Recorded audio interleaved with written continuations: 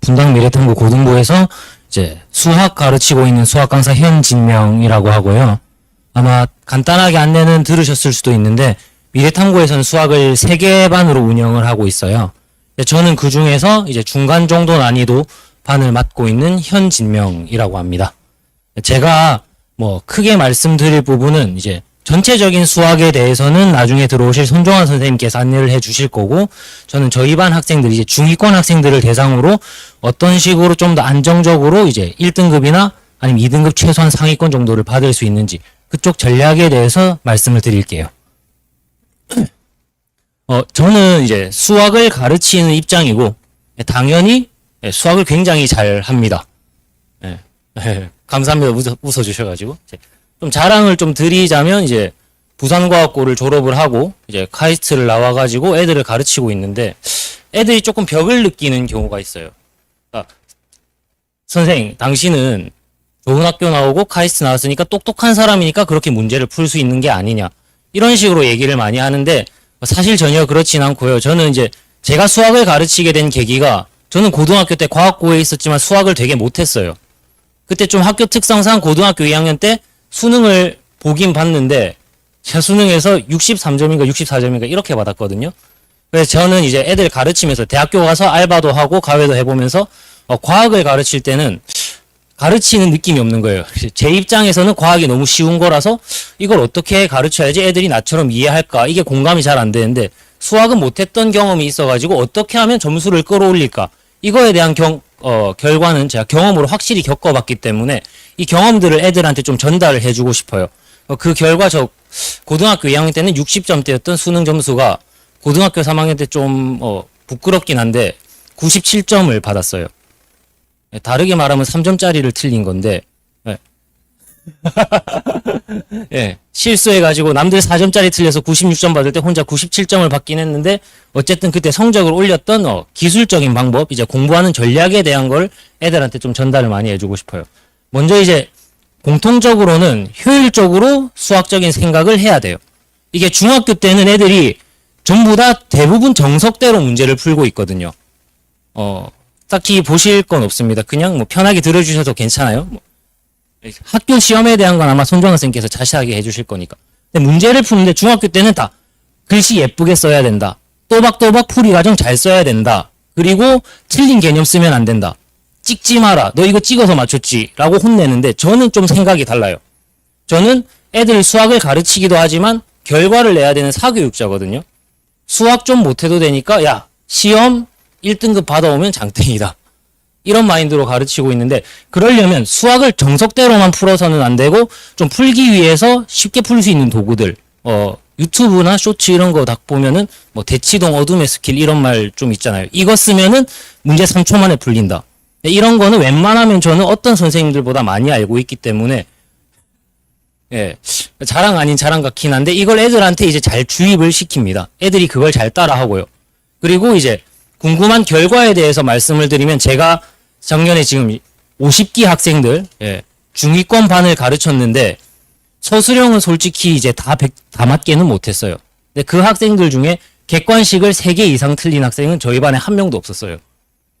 정말 이제 스스로도 놀라운 결과라고 생각을 하긴 하는데, 그런 전략들을 하나씩 하나 가르칠 겁니다. 근데 그러기 위해서 분명히 어느 정도 기본기는 있어야 되고, 사실 선행을 한 번도 안 했다, 공통수학 1, 2를 한 번도 안 들었다 하는 학생은 이제 솔직하게 말씀드리면 저랑 같이 수업할 때 아까 말한 그런 테크닉들을 쓰기가 어려워요.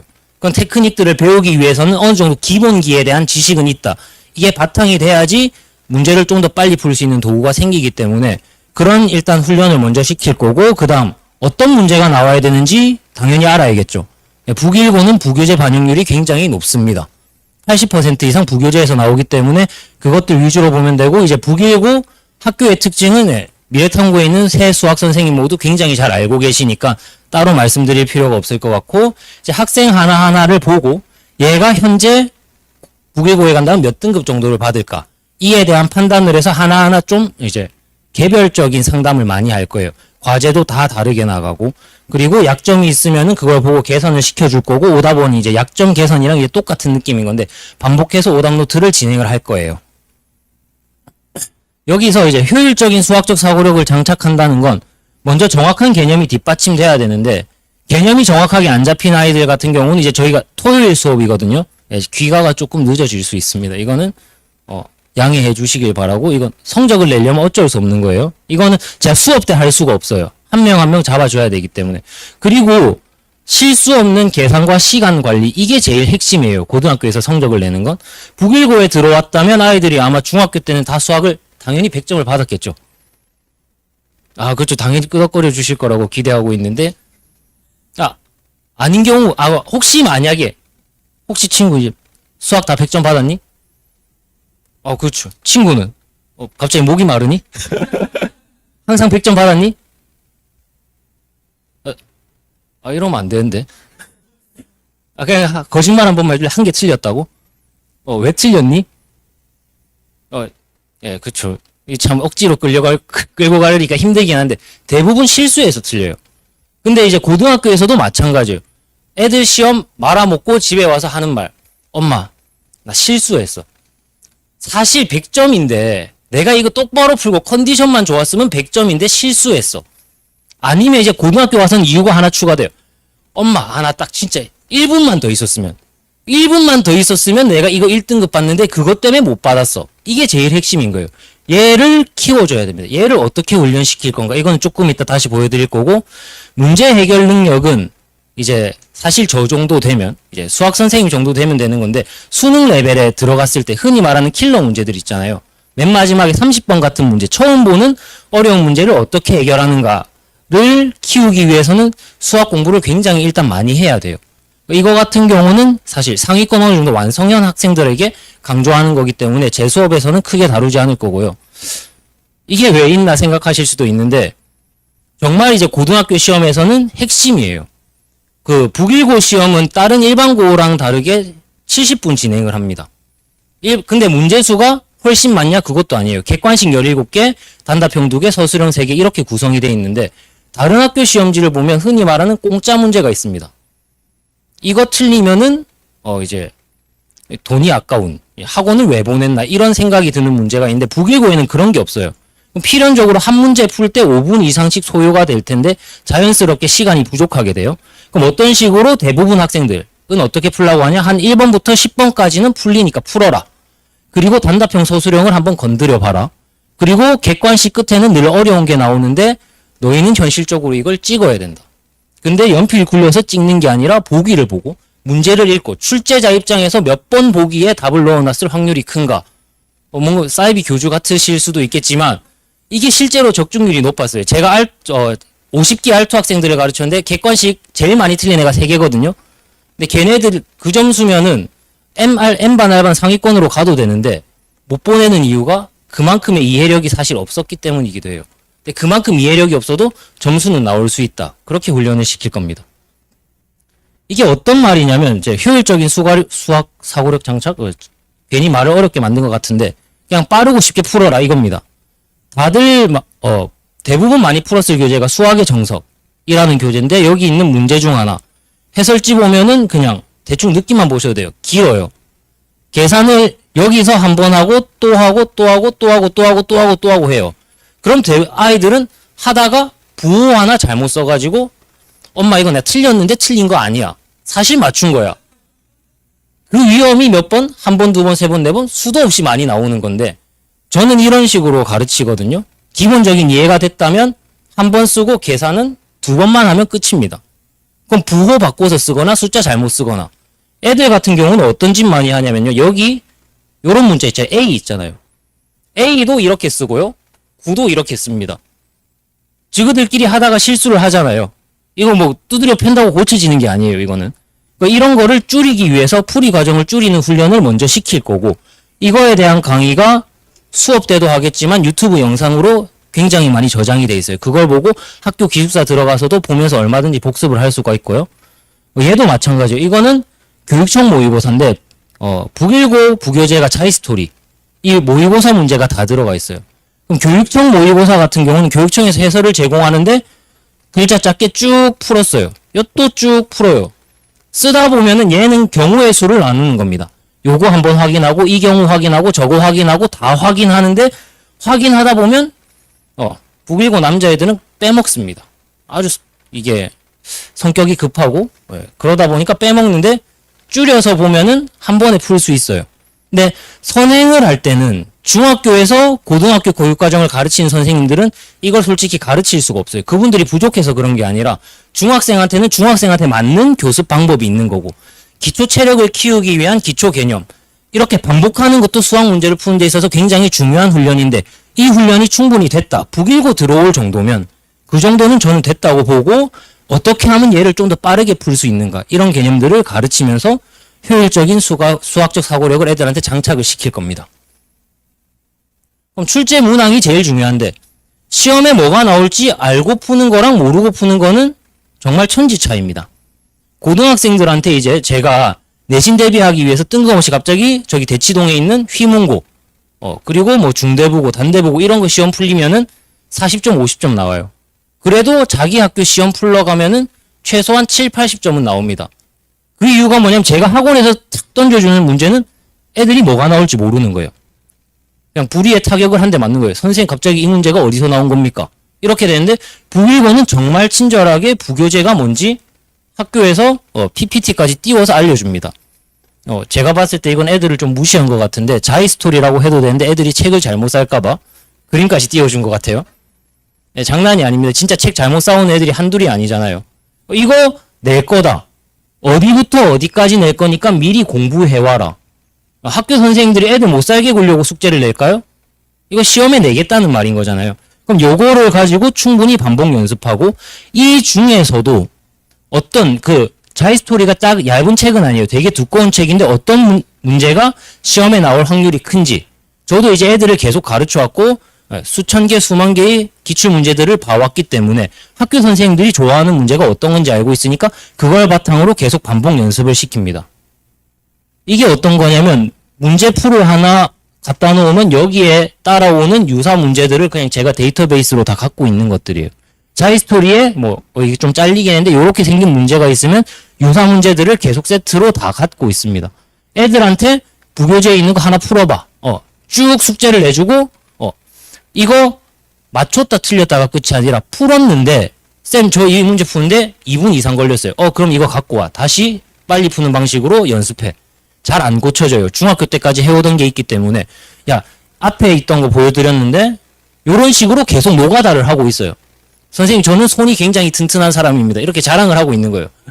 근데 안 돼. 이거 너 이렇게 풀지 말고 이렇게 풀어. 될 때까지 똑같은 거 풀면 애들이 답을 외워버리니까 숫자 바꿔가지고 이런 식으로 계속 반복 연습시키면 효율적으로 이제 빨리 푸는 연습이 당연히 될 거고 이런 것들을 그냥 끝입니다. 똑같은 걸로 계속 반복하면서 좀 더 효율적으로 푸는 방법을 연습하면은 주어진 제한 시간 내에 문제들 다 풀 수 있고 실수 없이 맞출 수 있게 되는 거예요. 제가 주로 대상으로 하는 학생들은 어디냐? 1등급 최상위 학생들은 아니고요. 이쪽 정도에서 왔다 갔다 하는 애들이에요. 그러니까 이제 5등급 체제 하에서 2등급은 될 것 같은데 까딱하면 3등급으로 떨어질 것 같고 근데 1등급도 희망은 보이는데 왠지 시험 치면 1등급은 안 나오는 이 정도 위치에 있는 학생들인데 얘네들의 특징이 뭐냐면 4등급, 5등급은 솔직히 제가 감당을 못합니다. 지금 남은 기간이 얼마 없는데 끌어올리기 힘드니까 이 정도 학생들이 저한테 왔을 때 한 80점 이상 받게 해달라. 이거는 솔직히 말씀을 못 드리고 이 정도 위치에 있는 학생들은 일단 3등급이 나온다. 딱 9등급제 하에서는 5등급이거든요. 중간 정도에 있는 애들은 실수 굉장히 많이 해요. 계산 실수를. 그럼 계산 실수를 왜 하냐? 불필요한 식을 계속 쓰고 있기 때문에. 그럼 불필요한 식을 줄이는 훈련을 계속 시킬 거고. 근데 1등급은 못 받고 왠지 2등급 상위권은 상위권인데 막 왔다 갔다 항상 희망 고문 당하는 이 친구들 같은 경우가 이제 시간 관리 능력이 부족한 거예요. 그럼 문제 풀다가 틀린 게 있어서 저한테 가져와서 제가 설명해 주잖아요. 쌤 그거 저 알겠어요. 해놓고 이거 테스트에 내면 틀려요. 숫자도 안 바꾸고 내도 틀려요. 반복 학습이 조금 부족한 친구들입니다. 앞에 보여드렸던 얘네들 가지고 충분히 연습시키면 개선될 가능성이 있는 친구들이기 때문에 요거 이제 학생들 성적대 가지고 구분을 해서 교습 방법을 달리 할 거고 이 위치에 있는 애들은 유사 문제로 연습을 시키고 이 위치에 있는 학생들은 유사 문제까지는 사실 안 갈 겁니다. 부교재에 있는 문제만 주고랍하면서 계산 하나하나 똑같은 문제를 풀더라도 다른 방식으로 풀어봐라. 이런 식으로 지도를 할 거고요. 약점 개선 같은 경우는 그냥 오답 노트를 무진장 많이 풀리겠다는 소리입니다. 자이스토리 같은 경우는 A, B, C, D, E, F, G, H, I, J, K, L까지 있어요. 단원이. 네. 대충 들어도 많죠. 단원당 문제가 130개에서 많은 단원은 230개까지 들어가 있어요. 다 푸는 게 불가능하긴 해요, 사실상. 그 중에서 중요한 문제들, 제가 찝어준 문제들에 대해서 틀렸으면은 오답 노트 해가지고 얘가 개념이 잘못돼서 틀렸는가, 아니면 계산 실수로 틀렸는지, 시간이 모자랐던 건지, 아니면은 문제 해결 능력이 부족했던 건지, 어려운 문제를 어떻게 접근하는지 납득을 못했던 건지를 보고 애들한테 하나하나 강조를 할 겁니다. 앞에 이제 최상원 선생님 과학 설명 들으셨죠? 예, 비슷합니다. 힘드실 텐데 그냥 넘기겠습니다. 요것도 비슷한 거 보셨죠? 예, 굉장히 비슷합니다. 이건 어떤 거냐면 애들이 질문이 좀 많다 보니까 기숙사 들어가 있어서 제가 학교 기숙사로 들어갈 수는 없어요. 들어가서 야 이거 이렇게 푸는 거야 하고 자꾸 가르칠 수가 없으니까 간접적으로 자이스토리에 있는 문제들이나 역대 기출문제 같은 경우 제가 손풀이를 다 정리를 해놓고 있어요. 그럼 쌤 저 이 문제 2019년 뭐 고등학교 2학년 3월 모의고사 30번 틀렸는데 어떻게 푸는지 모르겠어요 하면은 응 하고 바로 보내줍니다. 네. 만약에 쌤 손풀이 뭔지 모르겠어요 하면 영상이 또 있어요. 앞에 있던 거 영상 보내줍니다. 그러면 이제 어떻게 하냐, 보고 끝이 아니에요. 애들 입장에서 제가 보내준 풀이를 봤으면 어떤 식으로 해야 되면 쌤 제가 여기서 이 부분에서 이까지는 이해를 했는데 이 다음 단계 넘어가는 게 약했었어요. 예, 저는 이걸 수업 때 뭐라고 하냐면 고해성사라고 합니다. 네가 이걸 왜 틀렸는지 이유를 알아야지 시험 때 또 반복을 하지 않는다. 이걸 계속해서 강조해서 시키고 있고 자료는 충분히 많이 나가고 있습니다. 준비한 건 이 정도고 이제 R2라는 게 조금 특이하긴 한데 요게 어떻게 된 거냐면 미래탐구의 글자를 따서 N반, R반, T반 있고 G반도 원래 있었습니다. 예, 미래탐구 저희 학원 이름이에요. 그 상위권, 중위권, 하위권인데 G반은 이제 아까 감당이 안 돼서 사라졌습니다. 여기는 없애버렸고요. 근데 원래 이 세 개 반이 있었는데 N반이든 R반이든 T반이든 이제 인원수가 막 30명 넘어가고 이러면 이제 북일과 남학생들은 이제 쑥스러움이 굉장히 많은 친구들이기 때문에 수업 때 질문을 잘 못해요. 저 같은 경우는 이제 인원수를 20명 이상은 안 하겠다. 너무 많아지면 제가 관리가 힘들어지기 때문에 성적 때 크게 신경을 안 쓰고 상위권도 그냥 내가 좋으면 와서 들어도 되고 적당한 하위권인데 내가 감당될 정도의 하위권을 와서 들어라. 근데 이 반 같은 경우는 판서 수업이 완전 중심이라기보다는 개별적인 질문이 굉장히 중심이 될 거예요. 아까 전에 제가 말씀드렸던 그 고해성사 시스템, 이게 저희 반의 핵심이거든요. 애들이 문제를 풀다가 막혔어. 그러면은 푼 데까지는 인정을 해줘야 돼요. 처음부터 다시 풀어라고 하면 애들 입장에서도 힘들고 비슷한 문제를 또 풀었을 때 같은 실수가 반복될 확률이 크기 때문에 자기가 어디까지는 풀었는데 어디서 어디로 못 넘어갔다 이걸 자기 입으로 뱉다 보면은 이제 다음번에 풀 때는 그게 해결이 되거든요. 그러니까 이쪽에 제일 중심이 있다. 잘 하는데 이제 질문을 잘 못하는 성격이다. 이러면 저한테 보내주시면 되고, 솔직하게 말씀드려요. 우리 애는 진짜 학원 선생님을 너무 싫어해요. 학원쌤 너무 싫어해서 학원쌤한테 질문하라고 해도 질문을 절대 못해. 이런 애들은 사실 제 수업에서 많은 걸 받아가긴 힘들어요. 저랑 수업을 하면서 성적을 끌어올리기 위해서는 이제 학생이랑 저랑 계속 소통이 돼야 되고, 이렇게 눈 잘 마주치고, 눈 잘 마주치면서 궁금한 게 있으면은 언제든지 편하게 연락할 수 있고, 제가 그렇게 어렵게 생긴 얼굴은 아니잖아요. 막 무섭게 생기고, 막 애들 때릴 것 같고 이런 얼굴은 아니니까. 모르면 모르는 거 있다. 그렇게 해가지고 모르는 문제 잘 찍어가지고 톡으로 보내고, 쌤 저는 이거 이까지 했습니다 라고, 요까지는 이해했다라고 말하는 것도 용기가 필요한 건데, 그런 것들을 잘 얘기하는 학생들이 저한테 오면은 제 성적을 최소한 이제 1등급은 아니더라도 1등급이랑 2등급 사이 왔다 갔다 하면서 1등급 컷이 만약에 83점이었으면 82점 몇 점까지는 왔다 갔다 하면서 이제 거기서 아까 말씀드린 찍기로 한 개 더 맞춰가지고 1등급으로 점프할 수 있는 그 정도까지는 제가 잘 가르쳐주고 지도해 보도록 하겠습니다. 감사합니다.